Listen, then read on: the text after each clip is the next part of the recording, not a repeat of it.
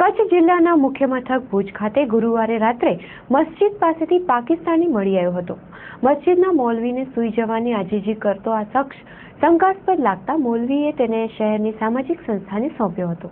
બાદમાં સમગ્ર મામલો ભુજના એ ડિવિઝન પોલીસ સ્ટેશન સુધી પહોંચ્યો હતો। હજુ આ મામલાની તપાસ ચાલી રહી છે ત્યારે શુક્રવારે સાંજે ભુજના ખારીનદી વિસ્તાર પાસેથી શંકાસ્પદ હાલતમાં બાંગ્લાદેશી મહિલા પણ મળી આવી હતી। ભુજની માનવજ્યોત સંસ્થાને રખડતી ભટકતી હાલતમાં આ મહિલા મળી આવતા તેમણે આ મહિલા પોલીસને હવાલે કરી હતી, જ્યાં પ્રાથમિક પૂછપરછમાં આ મહિલા બાંગ્લાદેશની હોવાનું માલુમ પડતા પોલીસે પૂછપરછ હાથ ધરી હતી।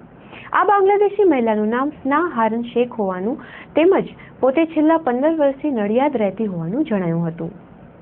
ગઈકાલે સાંજના બાંગ્લાદેશી મહિલા નડિયાદથી પોતે ટ્રેન મારફત ભુજ આવેલી અને ત્યાં આવીને પોતે જમવા માટે ભૂખી થઈ હોય પોતે ખારી નદી પાસે આવેલી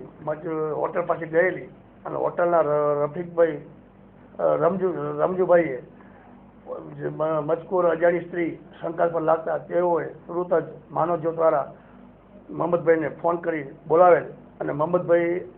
એ આવી પૂછપરછ કરતા પોતે નડિયાદમાં રહેતી હોવાનું અને મૂળ બાંગ્લાદેશી હોવાનું જાણ કરતા તેઓએ તુરંત જ 188 હેલ્પલાઇનમાં મહિલા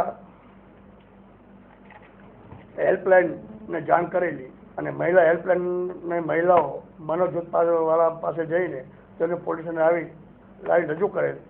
તેઓને પૂછપરછ કરતા રૂનાબેન હરુભાઈ શેખ જે મૂળ નડિયાદ બસ સ્ટેન્ડ પાસે રહેતી હોવાનું અને તે છેલ્લા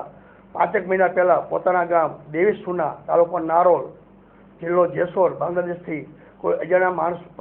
સાથે કામ કરવાના હેતુથી બોમ્બે લાવેલી અને બોમ્બેથી પોતે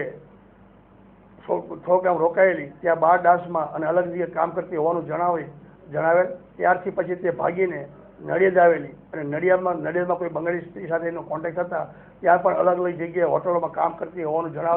જણાવેલ છે અને તે દરમિયાન જે હોટલમાં જેના થકી કામ કરતી હતી એ સ્ત્રીને કોઈ કારણસર પોલીસે રેડ કરતા અને પોલીસે તેને પકડી જેલ હવાલે થતાં આ સ્ત્રી એકલી જતા ત્યાંથી ભાઈ ભાગી નડિયાદથી ભરૂચથી અમદાવાદથી પાછી નડિયાદ વડોદરા એ રીતે ફરતી ગઈકાલે ભુજ આવતા હસ્તગત મળી આવતા તેને રજૂ કરેલ છે અને તેની ઇન્ટ્રોગેશનની કાર્યવાહી ચાલુ છે।